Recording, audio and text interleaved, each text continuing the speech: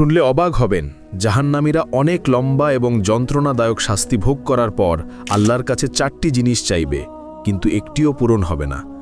প্রথম আবদার, তারা বলবে, হে আল্লাহ, আমাদের এখান থেকে বের করে দিন, আমরা আর গুনাহ করব না।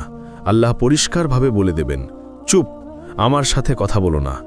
তখন তারা বুঝতে পারবে যে তারা আর কখনো এখান থেকে বের হতে পারবে না। দ্বিতীয় আবদার, তারা জাহান্নামের রক্ষক মালিককে বলবে, আমাদের জন্য আল্লাহর কাছে দোয়া করুন যেন তিনি আমাদের মৃত্যু দেন। মালিক সঙ্গে সঙ্গে উত্তর দেবেন না, 1000 বছর পর বলবেন, তোমরা এখানেই চিরকাল পড়ে থাকো। তৃতীয় আবদার, তারা শাস্তিদাতা ফেরেশতাদের বলবে, অন্তত একদিনের জন্য আমাদের শাস্তি হালকা করে দিন। ফেরেশতারা বলবেন, তোমাদের কাছে কি স্পষ্ট পথ নির্দেশ নিয়ে রাসূলেরা আসেননি? তারা বলবে, হ্যাঁ। ফেরেশতারা তখন বলবেন, তাহলে এখন নিজেরাই প্রার্থনা করো। চতুর্থ আবদার, তারা